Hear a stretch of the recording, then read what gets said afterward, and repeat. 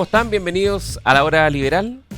Estamos con Ignacio Briones, esta vez estamos solos sin invitados porque se nos va un año, Día de balances. día de balance, tal como el año pasado y el antepasado, un año 2025 que dejó muchas noticias, muchos cambios, personas que partieron, Presidente electo. presidente electo, mucha más contingencia a nivel global, ¿no? Mucha contingencia en cuanto a política exterior, conflicto, guerra, y en Chile también un año bien movido. Entonces, como todos los balances, que siempre son arbitrarios, por definición, eh, la mejor forma de organizarlo, o la forma más simple de organizarlo, creo yo, es con lo bueno, lo malo Y lo feo. y lo feo. Como ¿Ya? esa gran película Sergio Leone. Exactamente, el bueno, el malo y el feo. Entonces, partamos por... Y quizás habría que ponerle después lo bueno, lo malo, lo feo y lo pendiente. Y lo pendiente, lo vamos a dejar anotado Sí. entonces. ¿Ah? Entonces, no sé, pues Ignacio Briones, ¿por dónde te gustaría partir? De fácil despacho, porque yo creo que Lo feo la entonces. discusión política nos va a consumir acá un buen rato. Pero lo feo, pero al final no tan feo finalmente, pero noticia en desarrollo, es la política arancelaria de Estados Unidos, que fue muy disruptiva, la llegada del presidente Trump con los aranceles. Que se anunció el 2 de abril, Se en lo anunció que el él 2 de abril. denominó el Día de la Liberación. Claro, pero estaba súper anunciado en su campaña, o sea, nada que sorprenderse ahí. Pero lo que hace es que pasó a la acción, y pasó a la acción con una política arancelaria bien agresiva, con un piso de 10% todo el mundo, entre ellos Chile, con una guerra comercial con China, que es el trasfondo de la cuestión, donde en su momento más crítico, o sea, había aranceles, declaraciones van y vienen, que nos llevan a aranceles recíprocos del 150%, con todo. Hoy día la realidad es que los aranceles a China están en torno a un 55% en promedio, en circunstancias que al inicio de la administración Trump eran 20, y los aranceles de China a Estados Unidos, que también eran en torno a 20, hoy día están en 30, 35, o sea, una subida bien importante. Eh, y eso generó mucho ruido, y entre los economistas una señal de alerta de que esto le iba a pegar al crecimiento. Me incluyo entre aquellos que pensamos que le iba a pegar mucho más fuerte. Y no fue tanto, ¿no? No, ha sido relativamente acotado. ¿Cuánto el crecimiento de la economía mundial, el 25? La Va a estar, proyección, todavía no están los números va a oficiales, estar en pero torno al 3%, 3%, sí. que es como un número bien estándar. Claro, y esto le puede haber quitado 2 o 3 décimas, algo que es relativamente importante, pero no es catatónico ni mucho menos. La economía americana sí se desaceleró de forma importante, que fue compensado por mega inversiones en inteligencia artificial, y en data centers, bueno, es algo que está tirando el desarrollo en el mundo desarrollado, espero que en Chile también. Eh, pero en lo concreto no ha sido la debacle o el frenazo que esto significa. Insisto, noticia en desarrollo. Chile es un país muy abierto al resto del mundo, y cuando el comercio afuera baja, bueno, nos golpea, y lo hemos visto ya, los salmones están complicados. Entonces no es que no haya pasado nada, pero mucho menos fuerte de lo que se creía. Y sin duda quizás la cosa más preocupante es que genera cuotas de incertidumbre que no se han cerrado, particularmente porque el guardián de las reglas del juego estable, del libre comercio, históricamente había sido Estados Unidos, y Estados Unidos quien rompe ese paradigma. No hay que olvidar nunca que un contrato de libre, un tratado de libre comercio, libre comercio, perdón, es un tratado bilateral, que en este caso se rompe unilateralmente, y eso también desde el punto de vista del valor de los contratos, del Estado de Derecho, del rule of law, es un cambio de paradigma bien relevante cuyo ruido está ahí Oye, dando pero vuelta. el resultado, desde el punto de vista más político para Donald Trump, es súper discutible, porque si uno mira las encuestas, en general, las encuestas lo que muestran es que hoy día tiene números bastante peores que los números con los cuales fue electo, que fueron muy buenos. En la mayor parte de los 50 estados de Norteamérica, en hace poco vi algunas encuestas prácticamente en 45, 46, tiene más rechazo que aprobación. Tiene menos aprobación, la aprobación neta, ¿no? Aprobación menos desaprobación. La aprobación neta, que está en torno a los menos 15 puntos, hoy día es más baja, o se ha mantenido más baja que en su primer gobierno, y también más baja que cualquier mandatario anterior a esta misma altura del mandato. O sea, desde el punto de vista político, no parece haber tenido no hay un contrafactual, digamos, pero una repercusión demasiado positiva al menos. No, es que el margen ha afectado a la economía americana, menos de lo que uno hubiera esperado. Pero los americanos son extremadamente sensibles a las condiciones económicas, entonces uno está viendo un mercado laboral que está en condiciones mucho más desfavorables, las perspectivas adelante no pintan muy buenas, Los precios están muy altos. los precios están muy altos y la economía, claro, de no mediar este aumento de la inversión en toda la área tecnológica e inteligencia artificial, la verdad es que la economía americana estaría creciendo un poquito más de cero, Mm. estaría ahí, ¿ah? Y no el 1,7 que crece, que sin duda es todavía mucho menor que lo que estaba creciendo en años previos, pero un crecimiento razonable. Así que sí, no ha resultado también la apuesta, pero metió mucho ruido, mucha volatilidad en los mercados. Y es noticia en desarrollo. Yo no quiero decir con esto que aquí no ha pasado nada. Mucha gente piensa que aquí no ha pasado nada. Ha pasado mucho. Además que hay elecciones parlamentarias a fines del 2026, Claro, las elecciones de medio término donde se renueva completamente la Cámara de Representantes y el Senado se renueva a la mitad, así o es. un tercio a la mitad, por ahí. Así es. Oye, y quizá una cuña que podemos meter, que yo creo que es interesante, ya que estamos hablando de Estados Unidos, es relacionarlo con Argentina, porque Argentina también ha sido un caso muy, muy relevante. Eh, yo me contaba entre aquellos que Escéptico. era más escéptico de lo que el presidente Milei pudiese lograr, particularmente porque, bueno, como todos los presidentes, moderó sus promesas. O sea, si hubiera hecho lo que decía en campaña, la verdad es que probablemente el desenlace sería otro, moderó, pero ha mantenido este tono épico que caracterizó su llegada al poder, un tono confrontacional que también se ha ido moderando en Pero lo el ha ido margen, lo bajando. ha ido bajando. Yo diría que después pasó la tensión de la elección parlamentaria Sí, y la aterrizó bastante. claro, pero en lo económico, que yo siempre sigo a Argentina, la verdad es que lo que han hecho es no solo la dirección correcta, y eso yo siempre lo he saludado, sino que ha dado muy buenos resultados. Ha tenido su cuota de suerte también el presidente Milei, y por eso lo junto con Estados Unidos, porque en la víspera de la elección parlamentaria que hubo ahora, donde al partido del presidente le fue bien, le fue mejor que de lo esperado, y es lo Por que lo le menos permite... quedó con el tercio para sobrevivir, digamos, que no le echen Claro, abajo al gobierno. claro, pero las semanas previas estaba muy Sí. complicado, porque básicamente ellos tienen un desajuste cambiario, tienen un peso muy apreciado, que no es de equilibrio, y varios economistas lo han relevado. Y había una presión sobre el mercado cambiario feroz, la clásica, un ataque. Y esa apreciación lo mantienen controlado básicamente para que no se le escape la inflación. Exactamente, ¿Y cómo se ajusta eso? A ver, como es una- economista, cómo se hace esa transición desde un tipo de cambio que es insostenible, que Buenos Aires es de las ciudades más caras del mundo hoy día, sí. a llevarlo a un nivel más normal, digamos, y que permita, digamos, también darle cierta competitividad a la Ellos tienen un economía esquema argentina? de crawling peg, se llama esto, que es como tú vas devaluando a una tasa preestablecida, bajita, de manera continua. O sea, ¿Ya? toma tiempo.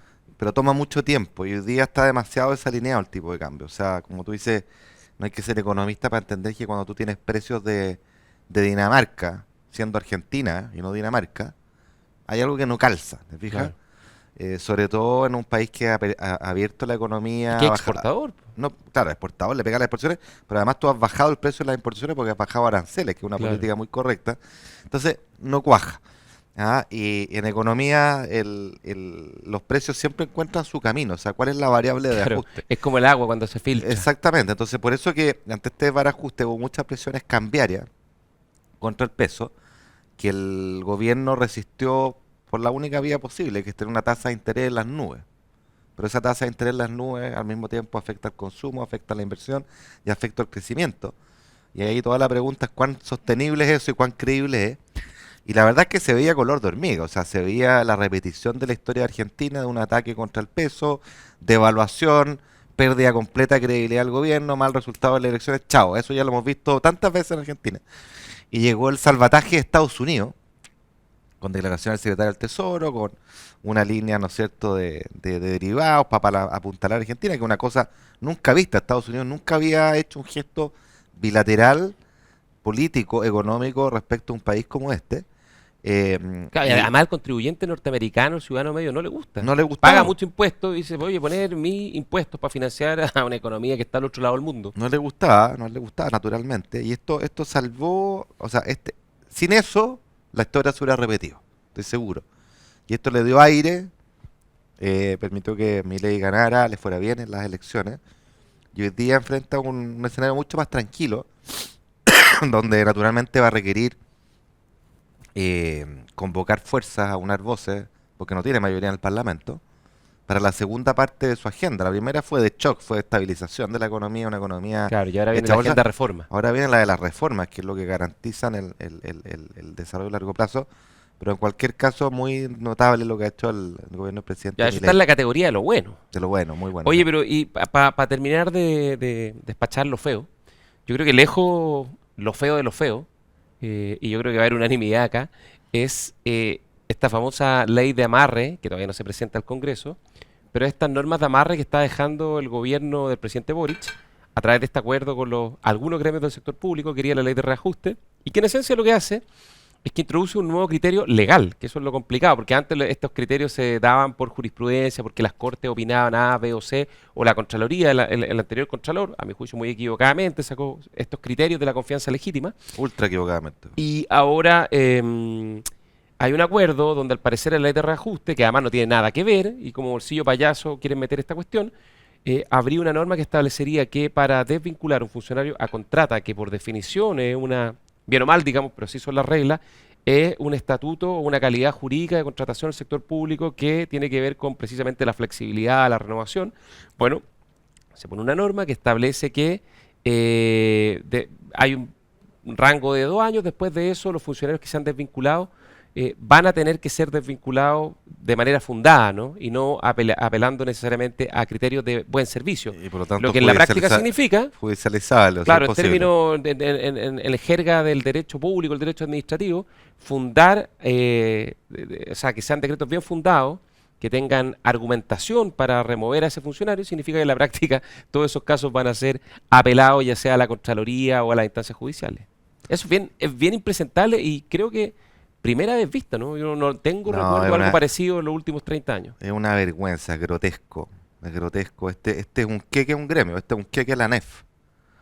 Yo me pregunto qué pasaría si en un gobierno de derecha se hiciera un queque de esta categoría, de dar un tratamiento tal a un grupo de interés manifiesto que estuviera en otra parte, que estuviera en el empresariado. Sería escandaloso. Esto es cambiar la ley en función de un grupo de interés. Es una vergüenza, es francamente una vergüenza. Es una vergüenza que además correctamente se dice una ley si fuera ley sería una ley de amarre. Y la paradoja está que el estatuto administrativo que nosotros tenemos en Chile, con el cual yo siempre he sido tan crítico y hemos hablado acá, es una ley de amarre, está basada en una ley de amarre que dejó la dictadura. Claro. Yo cuando era ministro y me tocaba negociar el reajuste del sector público, siempre me da el placer de decirle a las personas de la NEF que ellos eran defensores del último resabio de la dictadura, que era el estatuto administrativo. Por supuesto que no les gustaba nada que les dijera eso. Que fue un amarre, ¿Ah? ciertamente. Pero un amarre para pernar a los que venían de ahí, digamos. Y hoy día tenemos, como tú bien dices, tenemos tres categorías de empleo en el sector público. Las plantas, que son en torno al 20%, los honorarios y las contratas, que son la inmensa mayoría.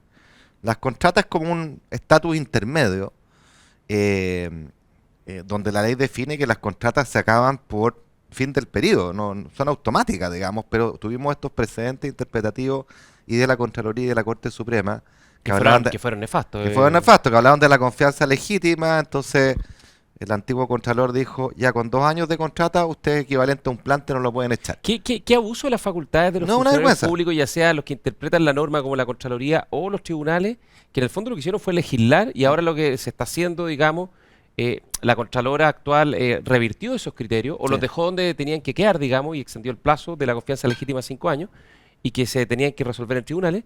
Y ahora lo que está haciendo el gobierno es básicamente sentar las bases legales de ese criterio que puso la Contraloría y los tribunales en los años anteriores.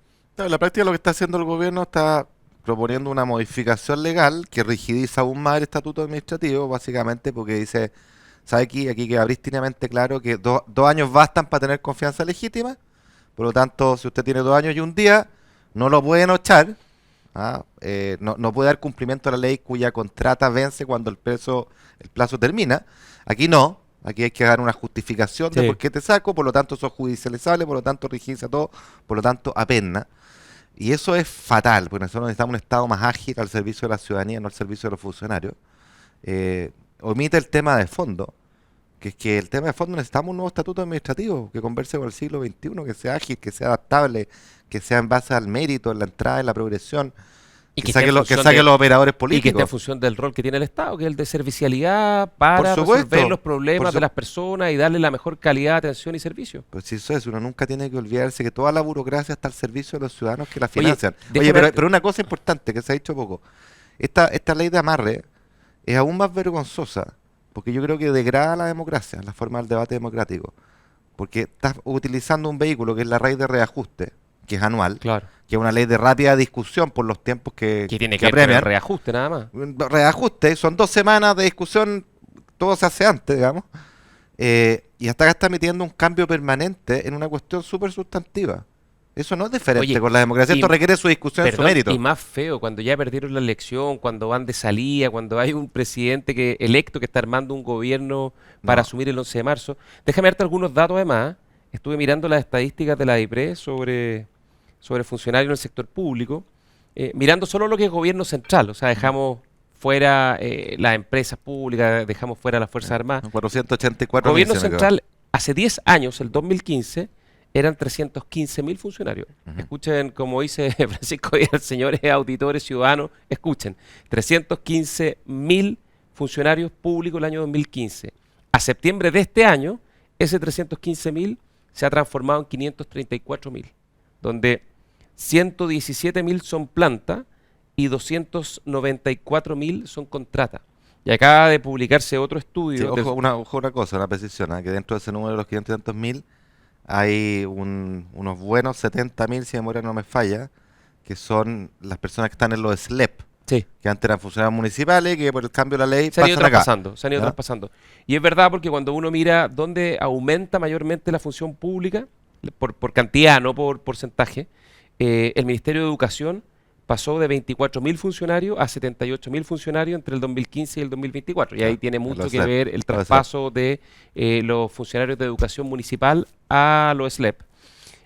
Y el otro que crece muy fuerte es Salud. salud. Salud Sí. crece de 149.000 a 235.000. Así es. Pero lo más relevante y lo más impresentable de todo esto, que de acuerdo a Horizontal, el centro de estudio, Que yo presido. que preside Ignacio Briones, justamente, de los 294.000 contratas que hay en la actualidad, 294.000, 2/3, más o menos 200.000, 201.000, se verían beneficiados con esta norma de amarre porque tienen más de 2 años de antigüedad. Es decir, si el nuevo gobierno quiere introducir cambios y cambiar algunas contratas, 2/3, 2 de cada 3 funcionarios van a tener el derecho a objetar, digamos, porque no se fundó adecuadamente la remoción o el reemplazo en el cargo. Mira, si la buena noticia, creo yo, es que esta propuesta legalmente no tiene ninguna viabilidad, se las van a tirar en la cara, porque es una vergüenza. Y parece muy bien que así sea, porque también se debe tirarse en la cara en la NEF. Sí. ¿Hasta cuándo? O sea, ¿hasta cuándo este abuso? Y hablan ellos de los grupos de interés y del lobby oscuro. Oye, ¿qué cosa más grotesca que esto? Sí, sí, es francamente indignante. O sea, empecemos a cambiar la forma, empecemos a señalizar con el dedo a estos gremios. Francamente que lo único que hacen es bloquear el cambio para tener un estado del servicio Oye, ciudadano. y además abusar Es un de, abuso, de- un de abuso su de poder. capacidad de movilización e influencia. Totalmente. Entonces, Ya, nos vamos enojados a la pausa con los Nos vamos feos. enojados, A ver sí. si volvemos con algo mejor después del corte en la hora liberal.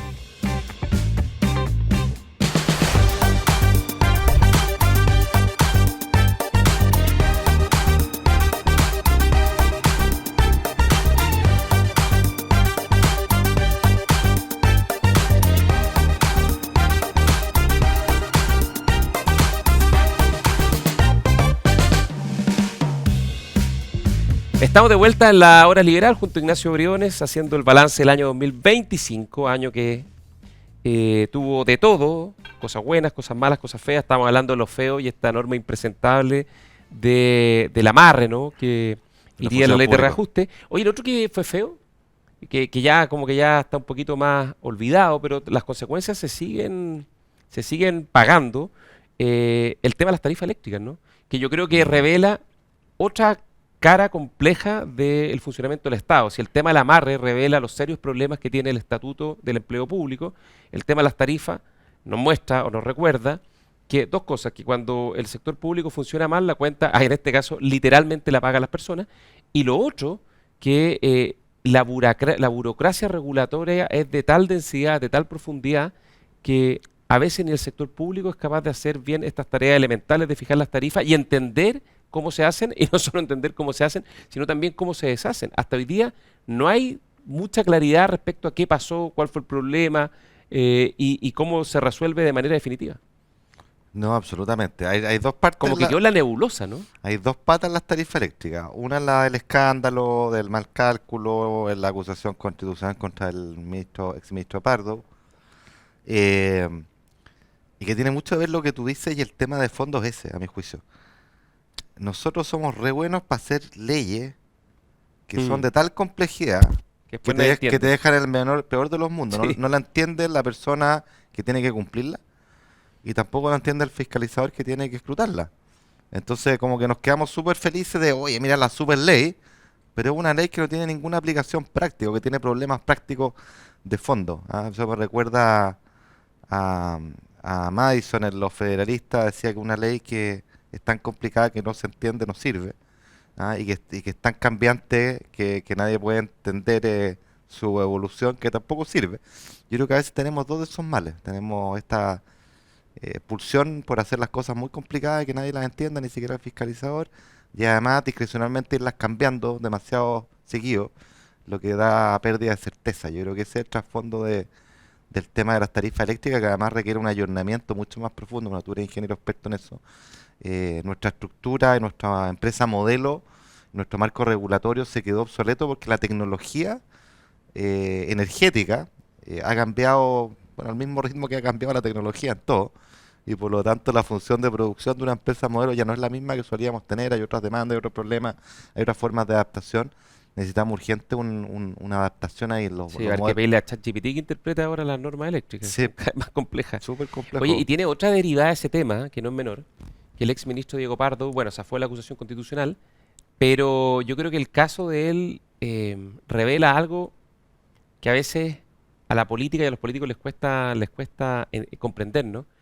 Que, que a veces señalar con el dedo y apuntar escandalizado y hacerse el ofendido permanentemente y que todos son unos incapaces, todos son unos ineptos, salvo uno el que apunta con el dedo, que un poco lo que hacía o era Diego Pardo antes de ser ministro, ¿no? Particularmente en los tiempos de la pandemia, que fue un momento tan complejo, tan difícil, que fueron implacables en criticar al Ministerio de Él Salud era y a, presidente de Espacio Público era en el eso. presidente de Espacio Sí. Público, que junto con Eduardo Engel publicaban todos los días reportes extremadamente críticos de las políticas sanitarias y proponían una serie, además de ser muy críticos, proponían una serie de medidas que no tenían ni pie ni cabeza, la La hibernación, los hibernación. lockdowns, ya ni me acuerdo a esta altura, pero el punto es que la hipocresía final de todo esto es que cuando él enfrenta este conflicto, finalmente no se hace cargo de lo mismo que él criticaba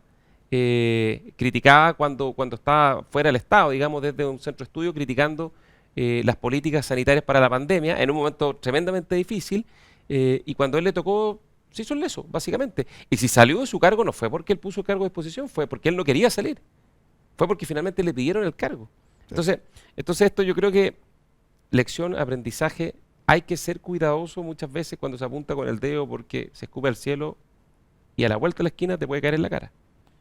Sí, es que es tan obvio, po. A mí me indigna esa cuestión. O sea, otra cosa es con guitarra. La arrogancia, que es esta actitud de apuntar con el dedo, decir ustedes son todos unos tontos, yo soy el único que sé.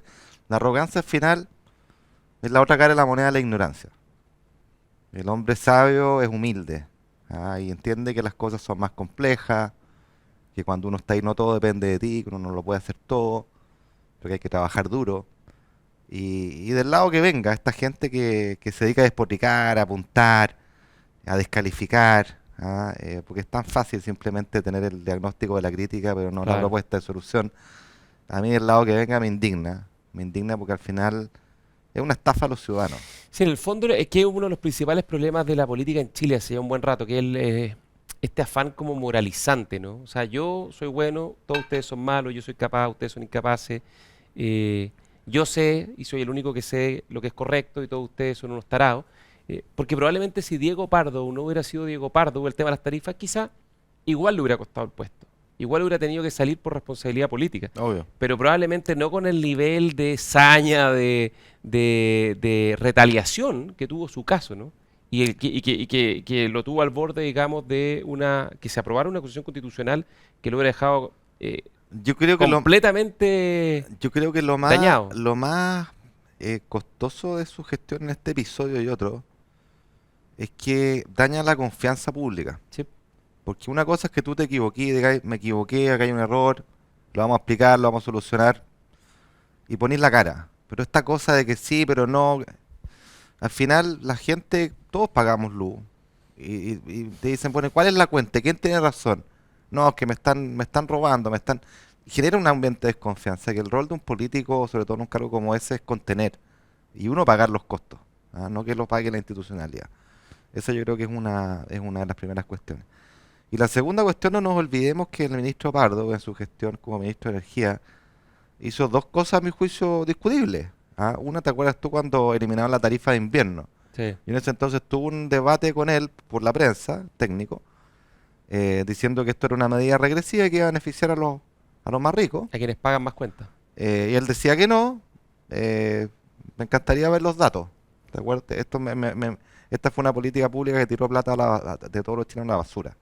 ¿Ah? Y no tuvo ningún beneficio más que la chaya de generar una expectativa que después no se pudo cumplir. Y la otra cuestión que él hizo, que a mí me parece nefasto, es esta idea de en el congelamiento, o sea, en las tarifas eléctricas, ¿no es cierto?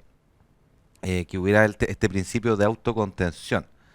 ¿Ah? Claro, Que claro. hubiera las empresas grandes que pagaran un poco más, y por lo tanto no lo pagan él, lo pagan sus consumidores, para financiar a las chicas. Y ese principio es nefasto porque es meter un impuesto específico, y un principio que si uno lo valía, la verdad es que abre una puerta que no se cierra más. Fue bien discutido también en el Congreso, yo me metí en esa discusión, pero claro, como ministro no diría yo que haya tenido muchas luces, particularmente en lo que impulsó y luego haber sido tan crítico contra el gobierno del presidente Piñera en su minuto. Oye, y te voy a poner, pasémonos ahora a cosas más gratas, ¿no? A cosas más positivas del año. Te voy a poner dos temas. Elige tú el que te parezca. Uno, los avances de la inteligencia artificial, porque el año 2025 definitivamente fue el año de la inteligencia artificial. Si bien esto partió de hace varios años, ya esto está llegando a un nivel de masividad y de despliegue que está siendo una cuestión cotidiana, ¿no? O sea, el uso de las herramientas de la inteligencia artificial, sea la que sea, es algo que no solo a nivel de las grandes tecnologías, sino también de las decisiones diarias de las personas es algo bien impresionante. Y lo otro, en otro frente, el Premio Nobel de la Paz, bien sorprendente, ¿no? A María Corina Machado. Sí, bonito lo de María Corina Machado, un reconocimiento a una mujer súper valiente que ha combatido una dictadura infesta que sigue teniendo el apoyo de ciertas izquierdas, de manera impresentable a mi juicio, una vergüenza. Y que al recibir el Nobel fue un poco lo que ella vive en Venezuela, está en una Sí, cómo clandestinidad. tuvo que salir, qué impresionante. No, fue como una película de espías para Sí, llegar a Noruega, y que francamente. Estados Unidos mandó unos Sí, aviones a protegerla mientras iba sí. navegando hacia una No, isla en el Caribe. es increíble, pero qué merecido premio. Ojalá eso ilumine la realidad tan obvia de que tenemos un dictador infesto que tiene un país destruido, que desconoce las elecciones, eh, y que ojalá tenga sus días contados, francamente, porque ese país está sufriendo mucho, ese pueblo, y por añadidura también los países vecinos que tienen que recibir el éxodo masivo venezolano, que ya se calcula en torno a los 8 millones de personas que han Claro. abandonado. Y generalmente, naturalmente eso genera problemas, pero el dolor y el sufrimiento de un pueblo que no tiene libertad, que no tiene democracia y que está bajo el poder de corruptos, narcotraficantes y dictadores, es algo que no podemos olvidar y que siempre tenemos que apuntar y recordar, ¿no? Y Corina Oye, Machado lo ha hecho como la que más. y qué feo esto que está pasando en este festival cultural en Colombia, creo que en Cartagena, donde algunas personalidades de la cultura, entre comillas, anunciaron que se bajaban porque la organización había decidido invitar a María Corina Machado. Bueno, sí, es O sea, la que izquierda en eso es implacable. es el doble estándar de cierta izquierda volviendo a lo que hablábamos antes, de esta tentación de moralizar, esta asimetría. Yo soy demócrata, ¿ah?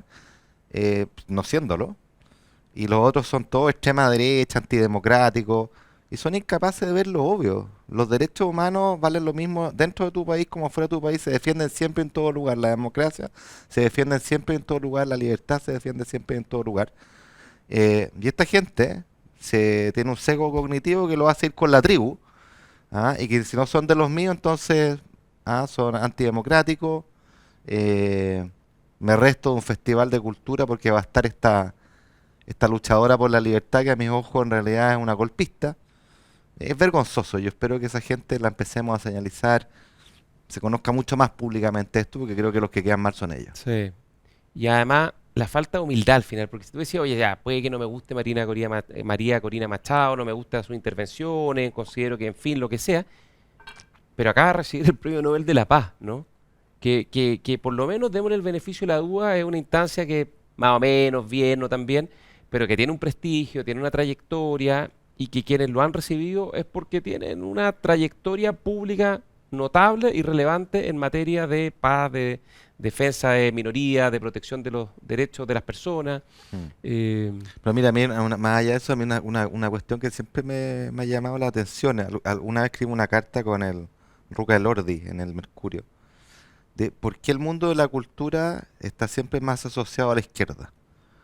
Eh, y no es obvia la respuesta, porque uno diría la cultura y el arte es ante todo libertad, mm, y por lo tanto tú deberías ser afín a los sectores que defienden la libertad, que por supuesto los hay en cierta izquierda y también en cierta derecha, pero ¿por qué este sesgo de que la cultura siempre está con la izquierda y la ultra izquierda? Siempre está como a la mala izquierda con el Partido Comunista, cuando es todo lo contrario de la libertad, cuando es todo lo contrario del despliegue de la creatividad. eh, a mí me llama demasiado la atención, y mi única respuesta es porque probablemente en esos gobiernos reciban todo tipo de prebendas y fondos públicos y cargos y honores y premios que se reparten, eh, porque en un ambiente de libertad, digamos, no debería ser ese el derrotero, ¿no? no, y además porque quien se aleja de la tribu sufre una cancelación que es brutal, Así es. que es brutal.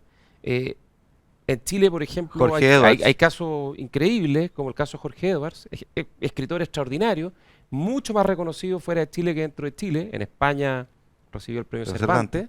Cervantes, y en Chile nunca le perdonaron dos cosas. Básicamente llamarse Edwards y haberse alejado de la tribu muy No quedó tempranamente. persona non grata. Claro, cuando escribió Persona non grata y lo publicó por el año 73, 74, justo poco después del golpe, Varga- que Neruda y varios le dijeron, "Oye, ¿estás seguro que lo quieres publicar? ¿Estás seguro que lo quieres publicar?" Cuando leía los primeros manuscritos, bueno, finalmente él con mucho coraje lo publica, y la cancelación que sufrió por parte de la izquierda Total, po. fue brutal. Vargas Llosa igual. Y Vargas Llosa, que además es parte del obituario de este año, Sí, partió hace algunos meses, escritor notable, intelectual público notable, prolífico, premio Nobel de Literatura, y ya con el caso Padilla en Cuba por ahí por el 70 y tanto, 75, 76, empieza a alejarse los Castro de primero con unas críticas, no es que quebró directamente, pero se aleja de la revolución cubana de manera bastante temprana en sí. comparación a la mayor parte de los autores de la época, ni hablar García Márquez, que se mantuvo el apoyo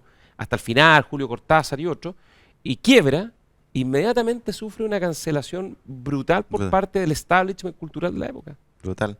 No, y eso pasa siempre, ¿no?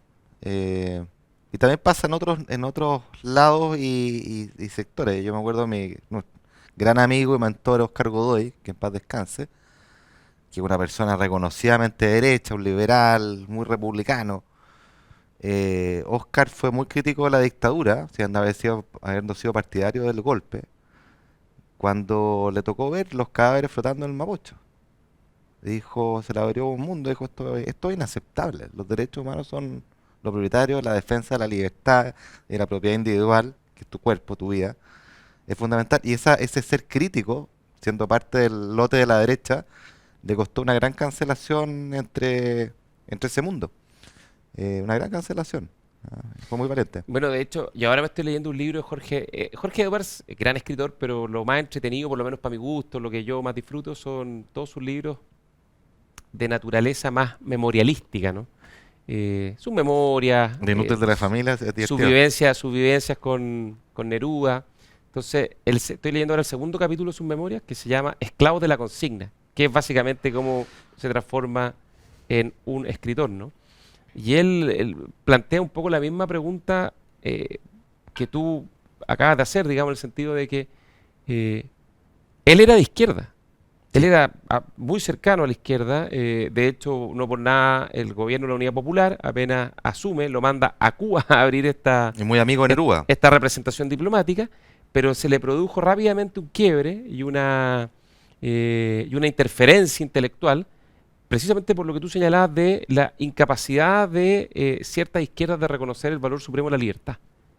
Y cómo esa libertad se somete a los propósitos políticos cuando la cultura y la política en esos mundos se cruzan. Claro, la cultura de Estado es la anticultura, po. Claro. Y La eso, política, la cultura oficial. la cultura oficial, y esa es la paradoja. ¿Cuántos artistas notables y connotados en el fondo son partidarios de la cultura de Estado, del arte de Estado? Que es la contradicción vital respecto a la libertad que prima en el arte. Claro. Entonces dejan de ser artistas y se transforman en políticos sesgados. Y un poquito volviendo a tu caso de María Corina Machado, lo que pasa en este grupo de intelectuales, ¿no es cierto? Que seguramente con mucha pompa y mucha ínfula, ellos van a hablar de la defensa de la democracia, que es inaceptable estar en ese lugar con esta mujer y que no tienen ningún empacho en defender a una dictadura sanguinaria y atroz como la que existe en Venezuela. Ya, nos vamos a una pausa en la hora liberal y seguimos con el balance del 2025 después del corte.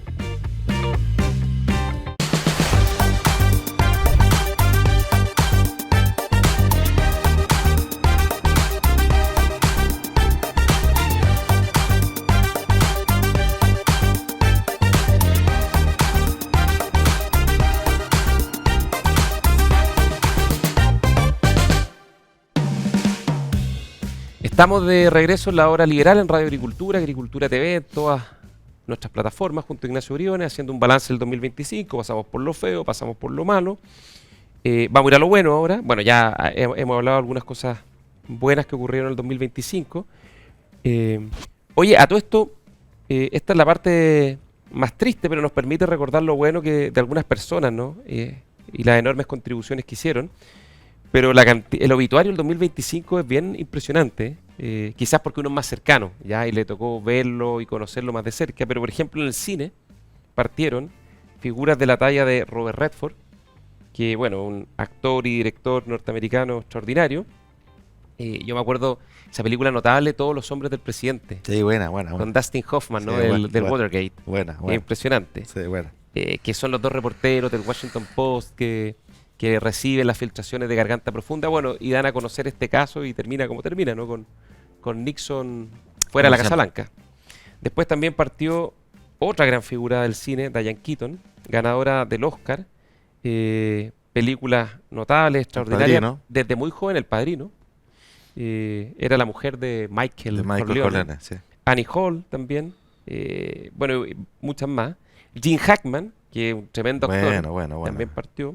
Yo me acuerdo de chico, la primera película que le vi era ese papel notable que hacía de Lex Luthor en Superman. Claro, Lex Luthor. Hacía de Lex Luthor un Hay una, personaje. hay una muy buena de 72, que creo que es de Coppola, que se llama The Conversation, la conversación, Sí, como de espía, y también Mississippi en llamas, extraordinaria. también. Y la del Titanic, la de la original, o de las primeras, creo que también era ¿Sí? Gene Hackman, sí. No, no Titanic, La aventura del Poseidón. Sí, La la aventura aventura del del Poseidón. Poseidón. Sí, sí, sí. David Lynch, de Twin Peaks. Val Kilmer, famoso Jim Morrison de la película de Oliver Stone. Bueno, y muchas películas más, El Santo. Salió en Top Gun ahora, poco antes de morir, en una de las últimas versiones de Top Gun. En la música partió Ozzy Osbourne, legendaria figura del rock, Black del Sabbath. metal, de Black Sabbath. Brian Wilson, de los Beach Boys.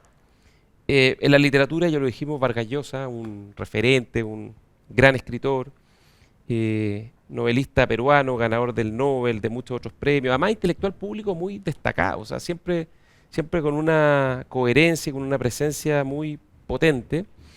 Em, y en Chile, bueno, Héctor Noguera también partió, Sí, pues, figura muy querida, muy señera, muy relevante del teatro, de la televisión. Tommy Rey, clásico. la voz de la fiesta, de la cumbia del Año Nuevo. Lo escuchamos en el Año Nuevo siempre. Siempre, el Negro Piñera. de veras. también Gastón Sublet, Premio Nacional de Humanidades y Ciencias Sociales, musicólogo, intelectual, Teresita Reyes, actriz muy querida. Así que fue un año bien movido en ese sentido, Bien movido, po. bien movido. ¿Qué más se puede decir? Y Jesucristo, que celebramos hace poquito, Sí, bueno, y hubo cambio de papa también. también, Papa León por el Papa Francisco. Ahora, el hecho obviamente más relevante en Chile fue la elección presidencial. Sí, sí. Yo quisiera subrayar algo que es bien notable, que a veces, yo creo que a veces los chilenos no somos capaces de valorar lo que tenemos en Chile, ¿no? Y siempre somos muy críticos y muy a apuntar con el dedo. La llamada telefónica. Yo creo que quiero ir antes que eso. Pese a todos los dime y diretes de la campaña, bots incluidos, en el contexto internacional y Sí. miremos Argentina, pese a todo son campañas limpias, son campañas decentes. ¿Ya? Que a Ojalá las eso 7 de dure. la tarde ya está resuelta la Sí. elección. Después está la elección propiamente tal, que yo, Claro. yo me alegro mucho que haya cambiado coalición, particularmente esta izquierda que apuntaba con el dedo, que decía que todo era tan fácil, que le tocó tocar con guitarra y tocó mal, y que tuvo el sueño refundacional de la Constitución y fracasó. Qué bueno que cambie de coalición y me alegro que el próximo presidente sea distinto y sea José Antonio Caz. Eh, pero además subrayar la belleza del día de la elección. O sea, no solo tenemos los resultados con presidente confirmado a las 8 de la tarde, único en el mundo, sino que además tenemos a la candidata comunista que va a visitar a José Antonio Caz a su Sí. comando, pasando por la multitud que la abuchaba. Extraordinaria. O sea, Claro, en otro país eso no es posible o lo matan a esa lo persona. matan. Chapó para la candidata Jara, extraordinaria. Chapó para el candidato Hack, José Antonio Caz, que la recibió. Habla de una civilidad que es extraordinaria. Y luego el llamado al presidente Boric con el presidente electo. El día siguiente se encuentran en La Moneda.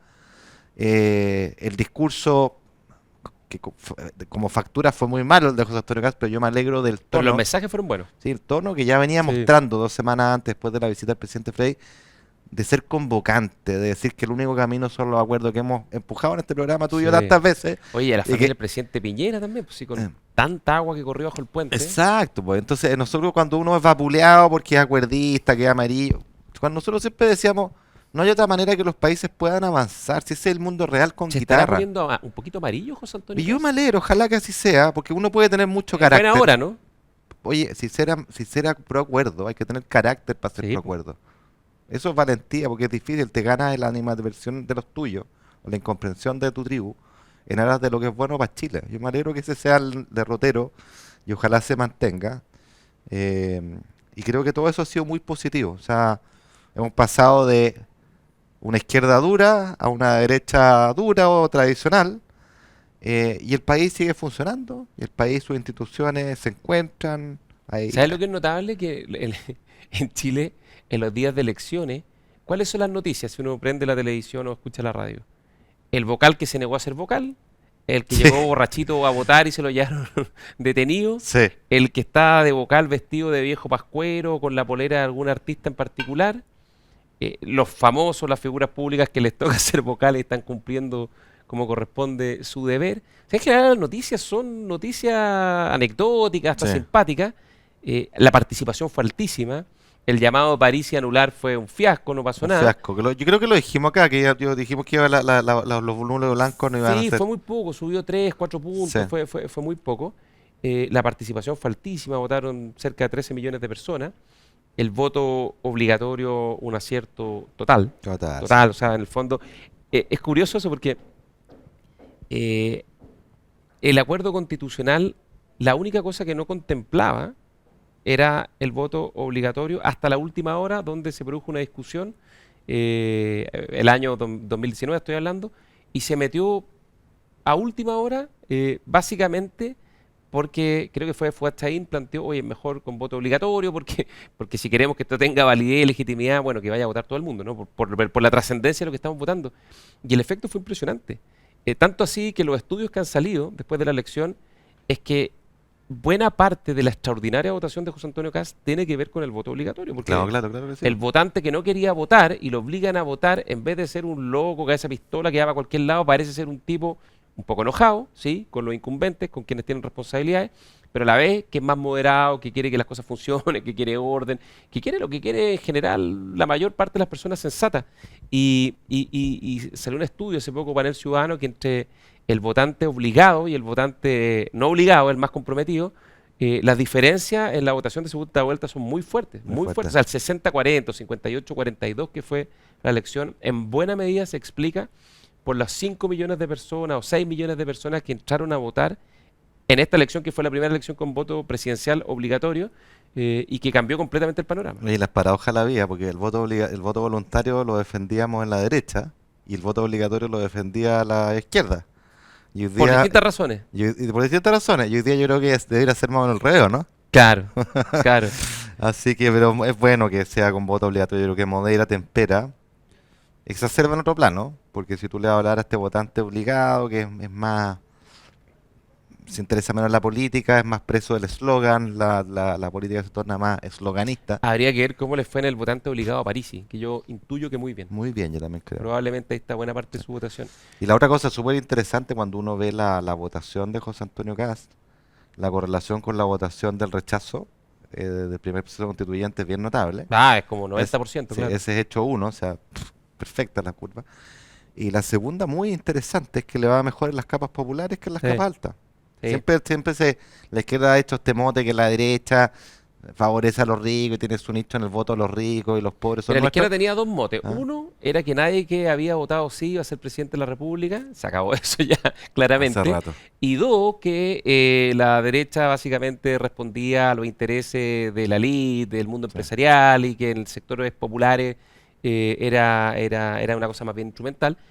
Y básicamente el grueso del apoyo de José Antonio Cast está en los sectores populares, que quiere disciplina, que quiere Oye, orden, que las cosas funcionen. por eso que la derrota para la izquierda es total. Es total. Y tienen que tener una reflexión muy de fondo porque, de nuevo, es tan fácil atacar, apuntar, ir por la refundación, como trataron el proceso constituyente, Sí. como trataron en el estallido y la validación de la violencia. Y a todo eso se les devolvió en contra con un boomerang sideral, que yo creo que no va a ser tan de corta duración, yo creo que va a durar un tiempo relevante. ¿Y cuántos se deben estar arrepintiendo de la arrogancia que tuvieron, de haber exacerbado las pasiones a ese extremo?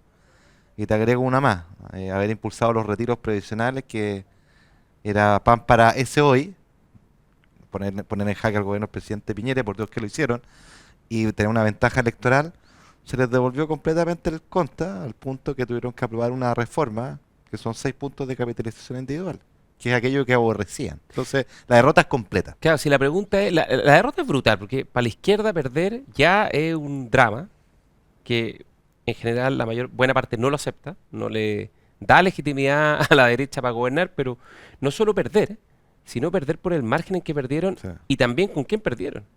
Porque una cosa era perder con Sebastián Piñera, que era una sí, figura más centrista, que votó que no, que ya eso les daba mucha rabia y que les costaba mucho aceptarlo, y perder con José Antonio Cast 10 veces más horrible. duro, digamos, porque es una figura que está mucho más a la derecha, que Ha los sido, confronta mucho más sí. fuerte, que los viene apuntando con el dedo con mucha fuerza, con mucha agresividad en los últimos años. Y por lo tanto el impacto es brutal. A mí me ha tocado conversar con algunas personas del mundo de la izquierda que te dicen, estábamos en shock, digamos, este es un boxeador que le tiraron dos puñetazos y está nocaut en la lona todavía. No, pero te agrego una cosa más. El viejo truco de ir a cuestionar la legitimidad del gobernante de derecha, porque es de derecha en este caso, porque está aún más a la derecha, se les va a volver en contra. Precisamente por el margen de votación Sí, que tuvo, porque fue más fuerte en las capas populares. Entonces, tú vas a ver unos tipos que van a venir a darte cátedra de que el presidente Kast no es demócrata y van a salir a la calle. O sea, yo creo que la gente esa cuestión la va a castigar. cuando además es la La va a figura, castigar, la va a castigar, porque córtala, ¿hasta cuándo da elecciones? Esta es la democracia eligió casi con 60% a este señor, déjenlo gobernar y usted corta las elecciones lógico, de democracia. y ojo, y además por una cosa, porque el sistema democrático, nuestras instituciones, ya lo dice bien Harari, y ya lo hemos aprendido en Chile en los últimos años con harto dolor y sufrimiento, se sostienen en un valor fundamental que es la legitimidad. Total. Y la legitimidad te la dan los votos y los respaldos que tú recibiste en democracia. Y José Antonio Cast, le guste o no le guste la izquierda, es el chileno con más votos de la historia lejos. Lejos. Sacó 60%, 13 millones, sacó 7, 8 millones de votos, más, unos 7 millones de haber sido. siendo que el Sí, presidente tiene, Boric claro. fue electo con cerca de 4 millones. Sí, claro. Entonces, está bien, hoy día es voto obligatorio, antes era voto Lo que tú voluntario, queráis, pero es lo que es. pero si tú juntas en un estadio, la gente dice, levante la mano, el que... La gente, la mayor parte, está con el actual gobernante y por lo tanto a la izquierda no le queda más que aprenderla, y ojalá aprender la O lección y sea, respetar a quien gobierna. Gonzalo, se vería ridículo que la izquierda hiciera una campaña anti José Antonio Caz con la chapa de que no es democrático. Se vería ridículo. Es como cuando perdieron la primera convención, que empezaron a ningunear a la gente, que, Sí. que era, que era tonta, que no sabía cómo votaban. Que es como exacerbar o profundizar el error. O sea, hoy día yo creo que están completamente out. Y el desafío del presidente Kass es grande porque generó muchas expectativas. Y, y espero que le vaya muy bien. ¿Ah? Y todos tenemos que apoyar para que le vaya muy bien, Si le da bien a porque Chile, le va bien a Chile. lógico. Ahora, una cosa que yo estaba pensando, ¿ah? Que José Antonio Cast es un tremendo político, lo voy a explicar en estos términos. No solo porque se hizo del poder y, bueno, también armó el Partido Republicano, que ha sido muy exitoso. Y esa es como la coronación de un proceso largo, de 3 elecciones, o sea, la paciencia que había que tener, la constancia que tuvo. Pero lo voy a decir por esto, porque Cortito porque no tenemos que ir. tenemos que ir. Porque él construyó su base siendo no solo critiquísimo del actual gobierno, no subiéndose a ningún acuerdo, sino que también siendo crítico de Chile Vamos y la lógica de los acuerdos, y el presidente Piñera y la lógica de los acuerdos. Ya, Y ahora que, ya y vemos a ahora, dónde va. y ahora que es electo, afortunadamente yo lo encuentro Se maravilloso, fue la lógica de los reivindica acuerdos. la lógica de los acuerdos. Entonces uno dice, chuta, pero vaya cambio. Pero uno tiene que a pensar que el buen político es capaz precisamente de diferenciar las etapas. Una es la etapa de campaña. Yo dije esto y con esto logro el poder. Y una vez en el poder, muto o giro para hacer lo que es bueno para Chile. Yo creo que eso habla de un gran político Sí, que puede ser. En extremo pragmático. me he echado programa. Pero a mi juicio igual amerita una reflexión, pero eso ya es tema para otro programa en la hora liberal. Nos vemos. Que tengan una buena semana. Chao, chao. Chao.